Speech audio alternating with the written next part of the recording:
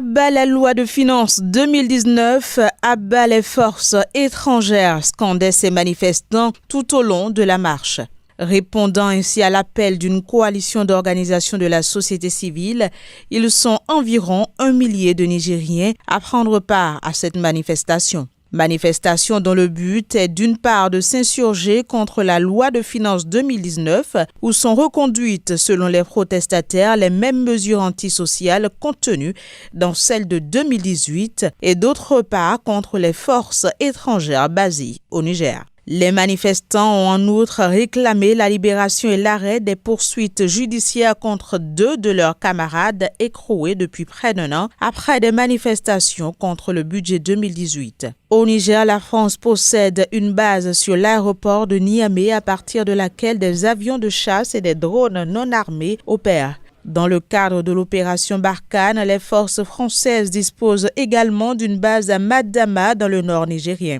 Le Niger a également permis la construction d'une importante base américaine de drones à Agadez, dont le coût est estimé à une centaine de millions de dollars et qui donne aux États-Unis une plateforme de surveillance de premier plan. L'Allemagne, quant à elle, dispose d'une base logistique à Niamey pour ravitailler ses troupes engagées au Mali voisin.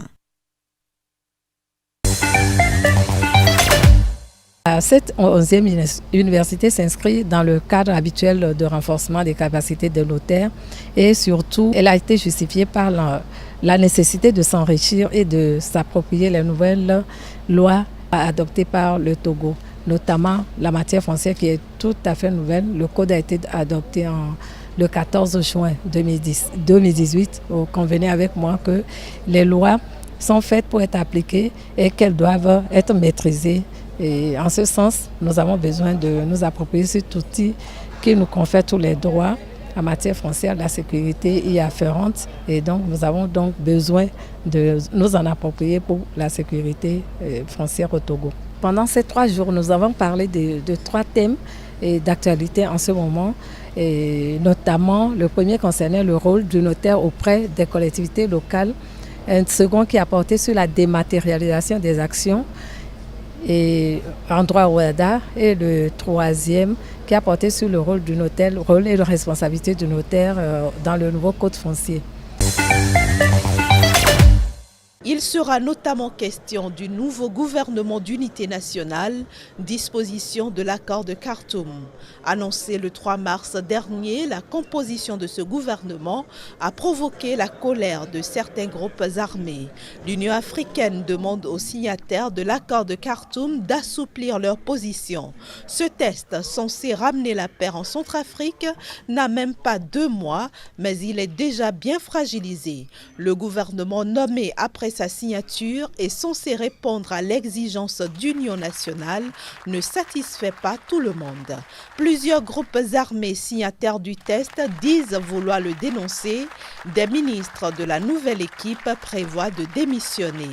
Mais pour Smaïl Chergui, commissaire paix et sécurité de l'Union africaine et médiateur du dialogue centrafricain, il existe encore d'autres solutions pour créer l'unité nationale.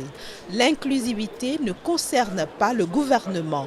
Il y a d'autres institutions de l'État, tant au niveau national que local et ailleurs. Donc, à mon avis, on arrivera à une solution. Je crois qu'il est dans l'intérêt de tout le monde de faire des compromis nécessaires pour que nous puissions arriver à un gouvernement qui soit aussi fonctionnel et qu'on puisse réellement démarrer maintenant les autres questions qui sont incluses dans l'accord. Sur le bureau de l'Assemblée nationale, il y a déjà le projet de test sur la décentralisation qui va être examiné dans les jours prochains. Donc, on voit bien qu'il y a une très bonne disponibilité de part et d'autre pour faire avancer les choses. Et le respect de la différence.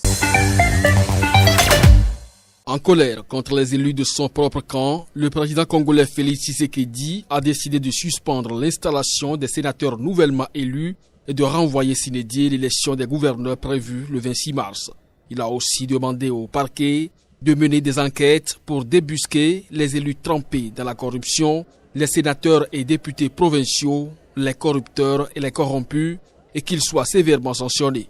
L'annonce a été faite par le ministre de l'Intérieur par intérim, Basile Olongo, à l'issue d'une réunion interinstitutionnelle. Cette décision du chef de l'État s'explique par le fait que de grands électeurs, députés provinciaux de son parti, l'UDPS, sont accusés d'avoir vendu leur voix au candidat de l'ex-président Joseph Kabila, qui revendique plus de 2/3 des sièges au Sénat, élus au suffrage indirect. Mais dans un communiqué, le parti de l'ancien président Joseph Kabila, le PPRD, entend des partis du peuple pour la reconstruction et la démocratie, a rejeté en bloc les mesures liées au blocage de l'installation des sénateurs élus et au report de l'élection des gouverneurs des provinces. Avec une dizaine de sénateurs sur 108, selon les résultats de la commission électorale, le parti invite tous les sénateurs élus le 15 mars dernier à rejoindre au plus tôt le siège du Sénat en vue de la validation de leur mandat conformément à la Constitution.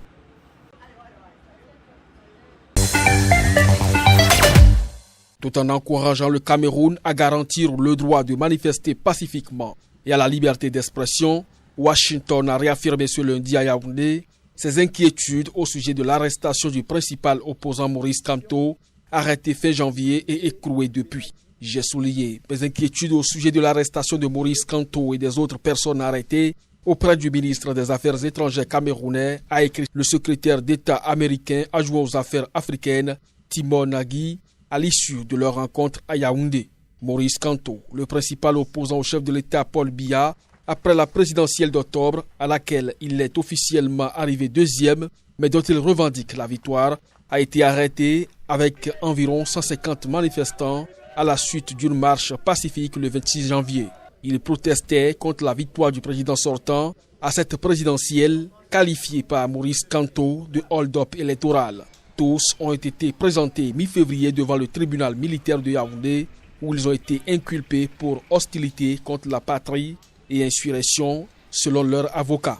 Toujours ce lundi, le secrétaire d'État américain adjoint aux affaires africaines en visite de 2 jours au Cameroun a été reçu en audience par le président de la République Paul Biya. S'exprimant devant la presse au perron du palais de l'Unité, Timor Nagy a indiqué qu'il a eu de très bonnes discussions avec le président de la République et qu'il se garderait de révéler le contenu à la presse.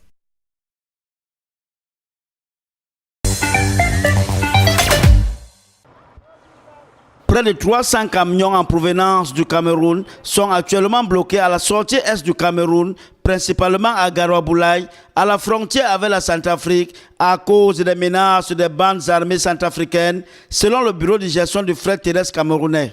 Nous avons, à l'heure où je vous parle, près de 70 à 80 camions qui sont presque pris en otage. Je le dis bien, je pèse bien mes mots, alors nous vous parlons. Nous avons environ plus de 190 camions au niveau de Garoua-Boulaye. Nous avons 70 au niveau de Beloko. Donc nous sommes là comme ça avec plus de 300 à 400 camions à l'heure où je vous parle, qui sont là en attente. D'ailleurs, à l'heure où je vous parle, certains rebelles dans une certaine contrée ont carrément bloqué la circulation et nos camions sont presque pris en otage dans ces différents pays, ce qui est inacceptable. Ce blocage remonte à 2 semaines suite à la formation d'un gouvernement exclusif en Centrafrique et immédiatement recusé par des bandes armées qui s'estiment avoir été lésées dans le partage du pouvoir. La fermeture de cette unique voie de ravitaillement de Bangui à marchandises et autres produits entraîne des pertes énormes, à en croire El Hadj Oumarou, coordonnateur du bureau de gestion du fret terrestre qui était sur le terrain. Le manque à gagner, il est criard. Même sur le plan financier, figurez-vous qu'à l'heure actuelle où je vous parle, nous sommes obligés de servir du repas froid à ceux qui sont pris en otage, du repas froid, et ceux qui sont au niveau de Garoua-Boulaye, nous sommes obligés de leur préparer à manger tous les jours. Nous égorgeons des bœufs et nous offrons également du repas aux chauffeurs qui sont actuellement, où je vous parle, au niveau de Garoua-Boulaye. La descente du coordinateur du BGFT pour s'enquérir de la situation a également permis à la plateforme de résoudre quelques difficultés ponctuelles. Pour rappel, le corridor Douala-Bangui, long de 1500 km, aide la Centrafrique à se ravitailler en marchandises, principalement à travers le port commercial de Douala. Alors qu'il disposait de 21 jours après l'annonce des résultats pour déposer une demande de contestation, Atiku Abubakar, le candidat malheureux à la présidentielle du 23 février dernier au Nigeria, a déposé ce lundi une requête en justice pour contester formellement les résultats donnant le président sortant Muhammadu Buhari vainqueur. Le tribunal doit se prononcer dans les 180 jours et si le jugement du tribunal fait l'objet d'un recours devant la Cour suprême, La décision finale interviendra dans les 90 jours. Le candidat du Parti démocratique populaire PDP était arrivé second derrière le chef de l'État, vainqueur avec une avance de près de 4 millions de voix, soit 56% des suffrages contre 41%. Atikou Abubakar avait aussitôt dénoncé une parodie d'élection et annoncé qu'il allait saisir la justice, dénonçant de nombreuses irrégularités et tricheries. Les observateurs locaux et ceux de l'Union européenne avaient souligné des problèmes graves dans l'organisation du vote, notamment le retard à l'ouverture des bureaux de vote, intimidation des électeurs, destruction de matériel électoral, alors que l'élection avait déjà été retardée d'une semaine. Par ailleurs, l'élément marquant de cette élection était le très faible taux de participation qui avoisinait les 35% des 72 millions d'électeurs enregistrés.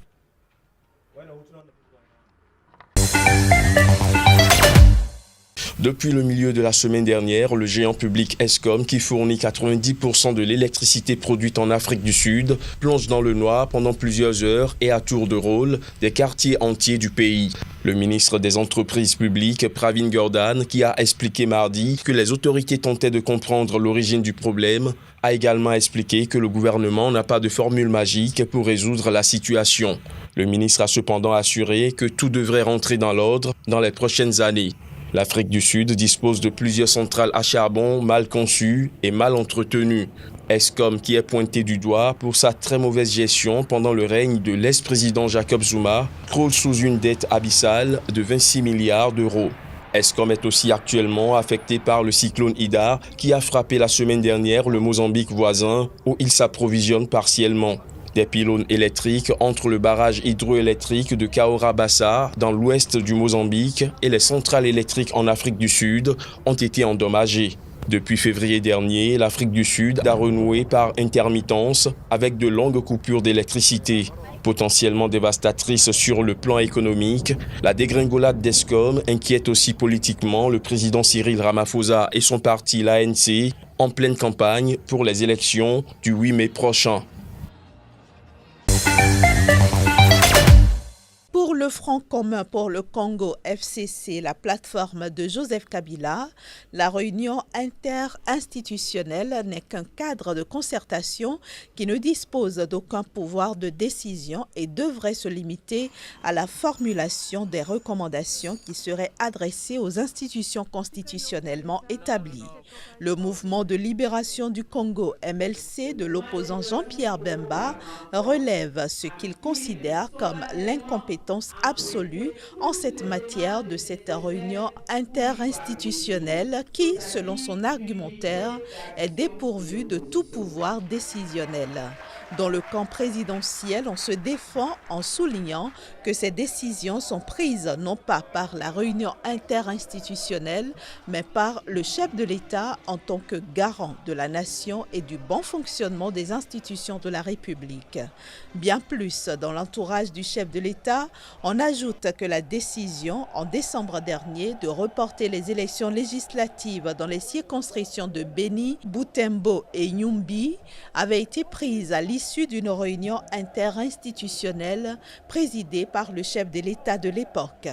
Mais au-delà de toutes ces questions, l'autre inquiétude relevée particulièrement par la société civile est le temps que vont prendre les enquêtes menées par le procureur général près la Cour de cassation sur ces soupçons de corruption. L'ONG Action congolaise pour l'accès à la justice, par exemple, souhaite que ces enquêtes soient fixées dans le temps pour permettre l'installation des sénateurs nouvellement élus et pour parachever le plus tôt possible le cycle électoral.